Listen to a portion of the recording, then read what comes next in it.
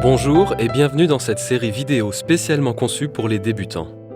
Je m'appelle Sven Affliger, je suis l'animateur de tous les cours sur pianobasics.com. Peut-être es-tu comme d'autres adultes. Tu rêves depuis longtemps de pouvoir jouer du piano, mais tu n'as encore aucune idée par où commencer, ou tu t'imagines peut-être devoir maîtriser la lecture des partitions. Ou bien encore que tu dois être incroyablement talentueux pour pouvoir produire des sons grâce à cet instrument.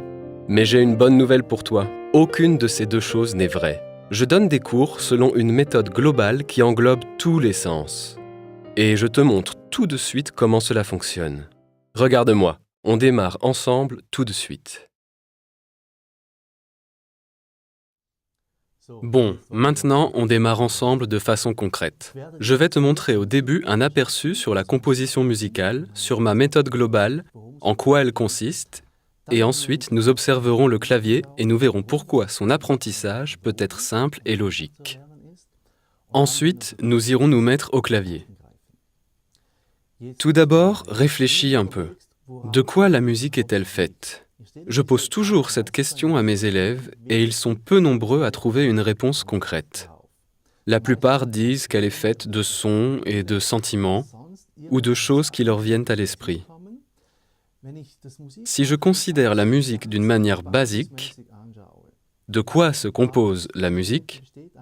Je pense alors à 3 éléments de base et il est extrêmement important que tu commences simplement par les comprendre. La plupart des gens me disent que la musique est faite de sons. C'est déjà bien. Il s'agit de la notion de mélodie. Il s'agit simplement de sons individuels que l'on peut jouer de cette façon.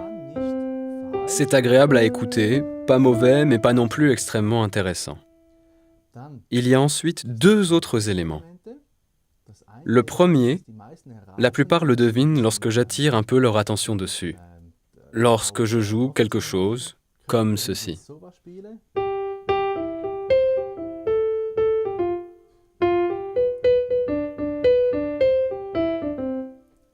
Jusqu'à présent, je n'ai obtenu que des sons individuels. Mais un nouvel élément est entré en jeu. Tu l'as certainement deviné. Il s'agit de la rythmique. C'est ce qui met de l'animation. Si je joue de la musique correctement d'un point de vue rythmique, je peux aussi jouer des choses simples. Il y a encore un 3e élément que peu devinent, c'est l'harmonie. Ce sont toujours 2 ou plusieurs sons ensemble.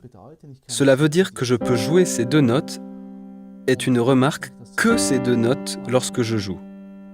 Cela provoque un certain sentiment si je n'utilise que 2 notes, ça ou autre chose. Tu peux faire simplement des essais pour toi et tu trouveras des combinaisons de touches qui te plaisent, plus ou moins. Plus les notes sont proches, plus le son est dissonant. Tu peux aussi, bien sûr, utiliser des notes noires, faire simplement quelques essais, t'amuser un peu. Et bien entendu, si j'ajoute 3 notes, le tout devient plus intéressant. Si je me mets à jouer 3 notes, je peux ne jouer les notes qu'avec la main gauche, qu'avec la main droite, ou bien encore avec les 2 mains ensemble.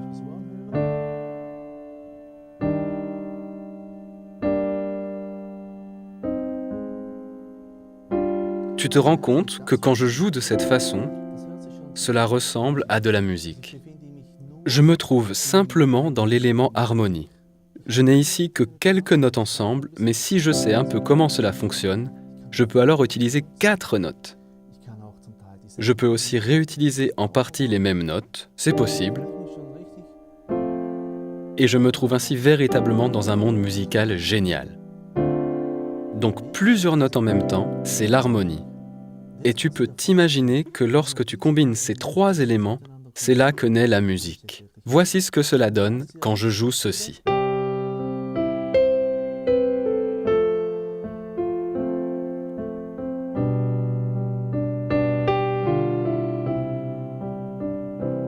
Quelque chose de simple, mais juste. Donc, encore une fois, en résumé. Mélodie, harmonie et rythmique ensemble, Et plus tard, je vais te montrer comment on apprend le tout de façon globale. Ok, maintenant, nous allons regarder ensemble le clavier et voir comment est fait le piano dans son entier. Le piano est un instrument logique et visuel. Cela veut dire que lorsque tu regardes les touches, tu remarques qu'il y a une certaine logique. Donc, les touches noires et blanches ne sont pas mélangées au hasard. Bien au contraire, nous avons toujours 2 touches noires, 3 noirs, 2 noirs, 3 noirs, 2, 3, et ainsi de suite. Le tout réparti sur la totalité du clavier. Si tu as un piano numérique normal ou un piano classique entre les mains, tu disposeras en tout de 88 touches et tu auras 7 fois et demi ce découpage avec 2 et 3 touches noires. Si tu as un clavier portable ou simplement un plus petit clavier, cela n'a pas d'importance, les principes restent exactement les mêmes. Quand je m'assois au piano, je fais en sorte que le bout de mon nez soit au milieu de ces 2 touches, ou bien ici. Donc, si tu as le bout de ton nez ici, tu peux parcourir le clavier d'une manière plus relâchée, et c'est facile de jouer ainsi du piano. Donc c'est toujours ton point de départ. Et maintenant, les différentes touches. Elles ont chacune une désignation. Ce sont des noms de notes. Je peux les présenter en solfège ou simplement les nommer. Si à présent je jouais cette note sous ces 2 touches noires, ce serait un Do. Dans le langage technique, pour les experts, c'est un Do. Mais tu n'as pas besoin de savoir cela pour l'instant. Donc c'est simple. Le Do au milieu de la pointe de ton nez devrait sonner de cette façon. Ce qui est intéressant avec le piano, c'est qu'il n'y a que ce découpage de notes que tu dois connaître. Je vais maintenant te montrer les notes et comment elles s'appellent. J'ai ici un Do, puis un Ré, puis un Mi, puis un Fa, puis un Sol, puis un La, puis un Si. Vermutlich kennst du das auch als H. Im deutschsprachigen Raum wird das vielfach auch als H bezeichnet. International ist das immer ein B.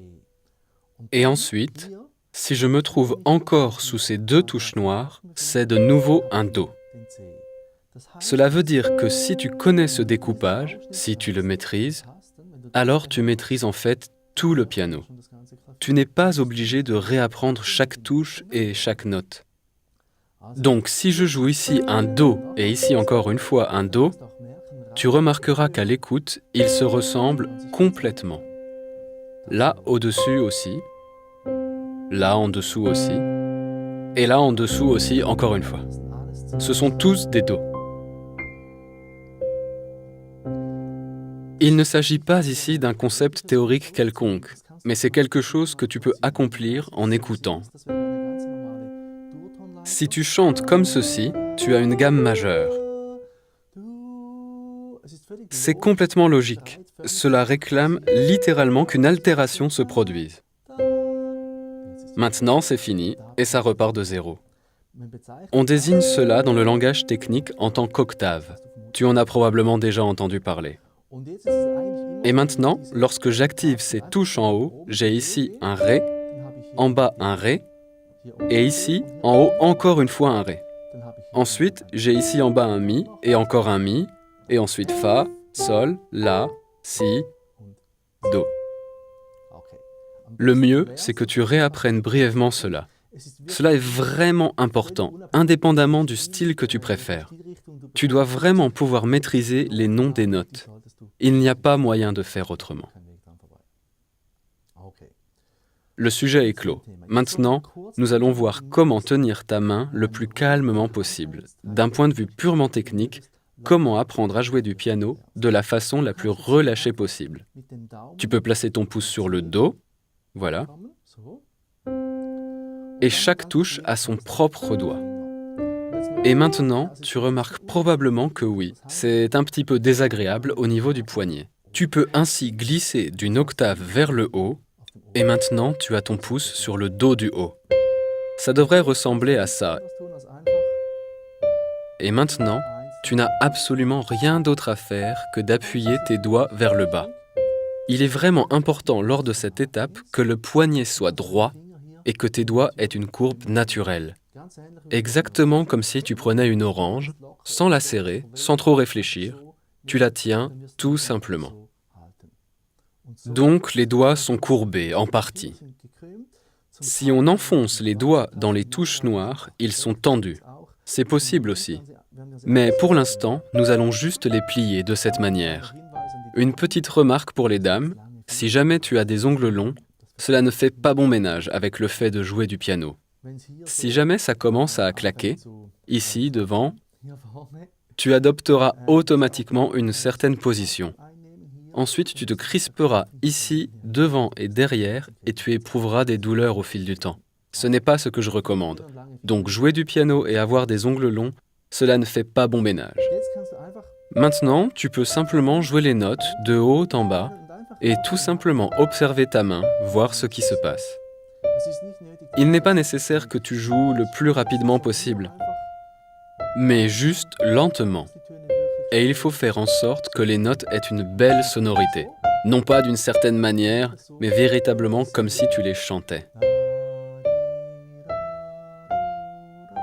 Et ainsi de suite. Maintenant, intéressons-nous à l'harmonie. J'ai donné une explication rapide auparavant.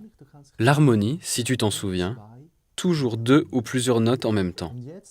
Et maintenant, si je me déplace uniquement sur les touches blanches, j'ai déjà plein de musique là-dedans. C'est ce que je vais te montrer. Tu recommences de ton point de départ, du Do, simplement une octave vers le bas, pour avoir le petit doigt ici, sur le Do. Voilà la note. Et maintenant, tu fais en sorte que tes doigts bougent parallèlement aux touches. Chaque doigt a sa touche et maintenant, tu appuies le petit doigt, le majeur et le pouce vers le bas. Dans le langage des musiciens, c'est un accord en Do majeur. Dans le langage courant, on le désigne souvent simplement comme un Do. C'est la forme la plus simple du Do. Je ne vais pas expliquer plus en détail les autres accords, ce serait aller trop loin dans cette vidéo. Tu dois savoir seulement cela, que c'est un Do. Donc il y a la note Do, elle est ici et ici encore, et dans un accord de Do, j'ai toujours les notes Do, Mi et Sol. Et maintenant tu fais la chose suivante. Tu remontes de 2 touches avec ta main gauche et tu appuies sur les touches vers le bas. Et tu remarques maintenant que quand je vais d'ici à là, j'ai certes toujours des touches blanches, mais j'ai toujours la même structure. La position des doigts est toujours la même, mais le son est complètement différent. Ensuite, tu remontes vers le haut et tu as encore un autre son. Remonte vers le haut, remonte vers le haut, remonte vers le haut, encore une fois vers le haut. J'ai là de nouveau un son un peu spécial, et encore une fois, je retrouve le Do. C'est tout simplement la note Do une octave plus haut. Cela fonctionne naturellement pour une note comme pour un accord. C'est de nouveau le Do. Maintenant, tu as remarqué, tu as joué 7 accords différents. Le 8e accord était aussi un Do, et j'ai obtenu des sons différents. Pour le moment, tu peux y aller et les jouer ainsi, en alternance. Si tu as un piano pour la première fois entre les mains, cela sera probablement encore un peu difficile. C'est ce que je remarque plus ou moins chez mes élèves. Ils ont besoin de temps. Mais tu n'as pas besoin de t'exercer longtemps. Tu vas constater que si tu le fais de cette façon, plusieurs fois, lentement en étant concentré, tu auras une maîtrise relativement rapide. Ok. Et maintenant, combinons le tout. Nous allons combiner l'harmonie et la mélodie et faire un peu de musique ensemble. Tu mets ta main droite, sur la note Do au milieu. Ta main gauche, ici, sur l'accord en Do majeur. Et maintenant, tu ne fais rien d'autre que de jouer les notes que nous avons jouées auparavant. Ces 5 notes, tu les joues simplement de bas en haut et tu appuies en même temps sur l'accord.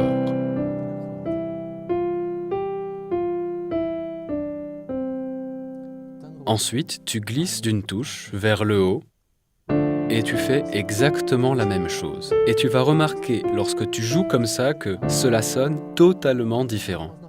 Encore une fois vers le haut, ça sonne encore différemment. Et encore une fois différemment. Et maintenant, tu remontes simplement vers le haut.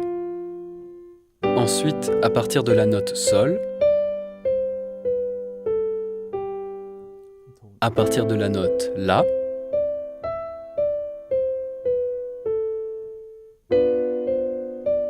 là c'est un peu tendu, et ensuite j'arrive de nouveau à la note Do. Et maintenant, il s'agit de répéter ce que tu as vu et d'essayer certaines combinaisons. Tu peux par exemple commencer par cette note. Je mets le petit doigt sur la note Fa.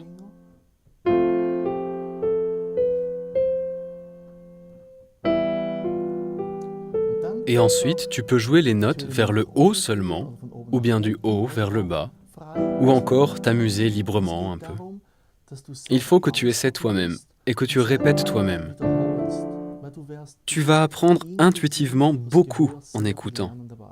Il ne s'agit pas pour l'instant d'avoir le tout avec les notes devant toi, ou bien de tout comprendre en détail, mais de t'asseoir, comme un enfant en fait, et simplement d'essayer. En conclusion, je vais jouer exactement ce que je t'ai montré, et je vais jouer quelques mélodies. Cela pourrait t'inspirer et te donner des idées. Je te souhaite beaucoup de plaisir.